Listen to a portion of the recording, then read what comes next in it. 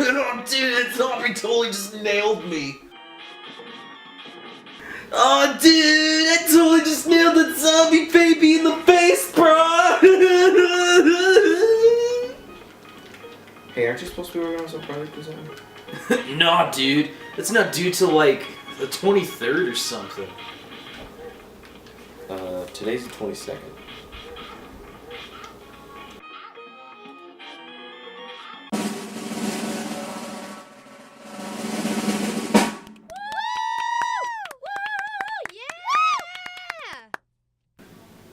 Hey everyone, and welcome to Rock and Roll School Project. Today, we'll be talking about the state of rock music from the 90s and up. Since we started on production of this video so late, we weren't able to get the Cat Darwin spoofles on board. However, we would like to welcome our new guest, Guitari. Welcome to the show, Guitari. Thanks. Thank you. I really appreciate it. So, Guitari, you really have a lot of experience in this topic, don't you? Having played rock music before?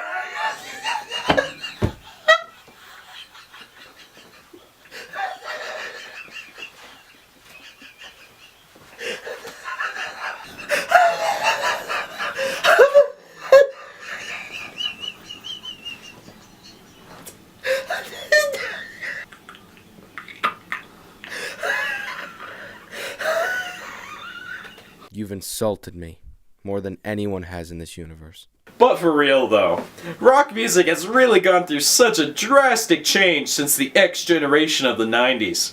In my opinion, this new generation of rock all started to unfold when the pop metal band of the 80s died out in the 90s. The highly successful Black Album by Metallica, released in 1991, was the last major dose we'd get of this music scene. Great album.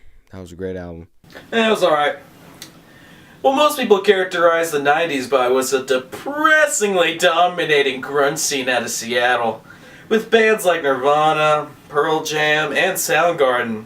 Underneath the bridge, top is sprung a leak, and the animals I trap all become my pets, and I'm living off of Now, people will probably say that this scene became popular because these bands conveyed what these young people were going through at the time. I think they got popular with the help of the rowdy Gen X teens who are all hopped up on the antidepressants their parents were loading them up on. Yeah, man. I got a crazy story when I took about 10 pounds of ecstasy.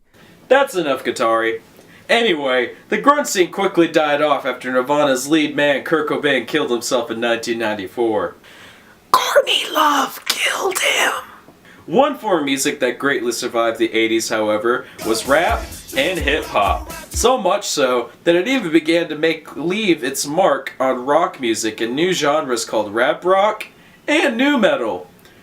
From that, bands like Rage Against the Machine, Linkin Park, and Faith No 4 started collaborating rock and rap sounds together, and bands like my all-time favorite group, System of a Down, started to spawn.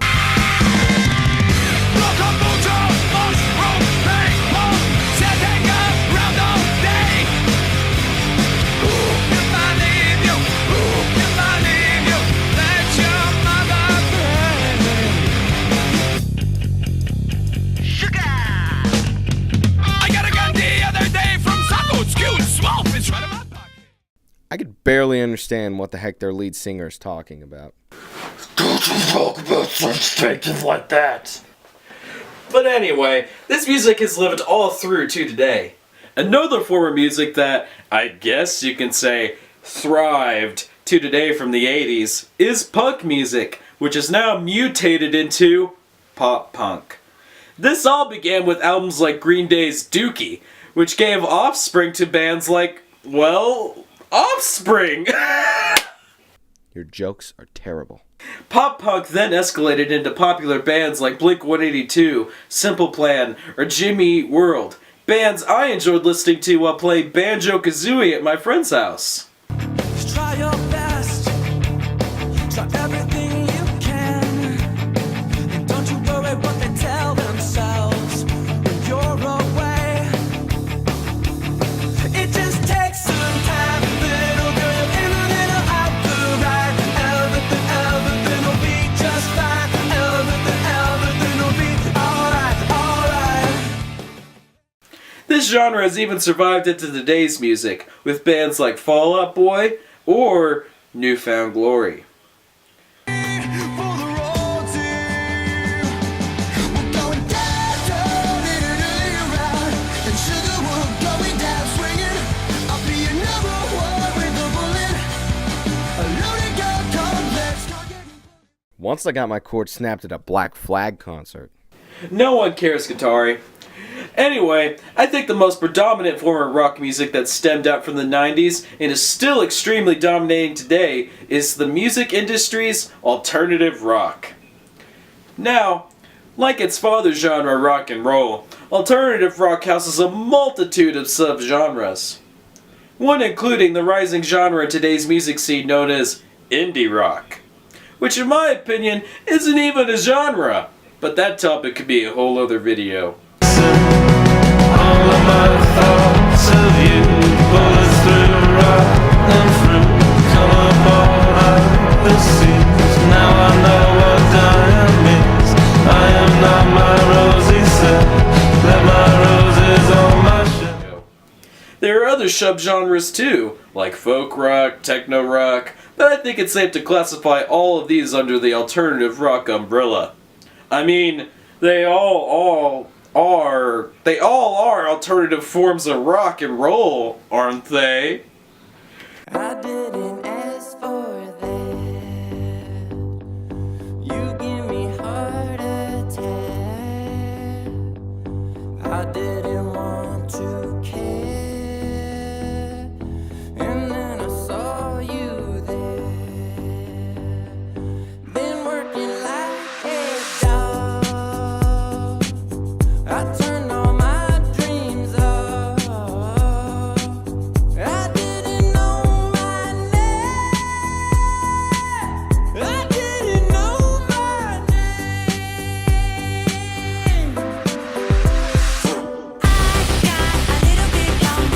I got a ways to go. I got a ways to go. I got a ways to go. But all in all, that in my opinion pretty much sums up the 90s, and well, really, leaving off with alternative rock pretty much sums up rock and roll for our generation too. Sure, I can go and talk about all the crazy subgenres that have come back about, thus resulting in a slew of new bands, both good and the not so good. But the fact is that most of you out in the audience really already know about this stuff, and have your own little niche of rock in the current music scene that you like to listen to. To be honest, I think we can characterize our rock and roll generation as both a boring one and one of the most interesting, because of how rock has evolved into so many different forms of music altogether, with bands like Muse, My Chemical Romance, Band of Horses, Kings of Leon. Nowadays, if you really want to find traditional rock and roll, you have to look for it in underground indie scenes, which I'll admit I know nothing about. I mean, I'm not a nerd. So that's that. I'll leave off in saying, rock music nowadays, it's all alternative, man. Thanks for having me on the show, man. It was a really great experience. Sure, Guitari. And once again, everyone, thanks for watching my rock school project, or my rock and roll school project. Go ahead and you're good. Do the left. You're good. No, just do it. Just do it.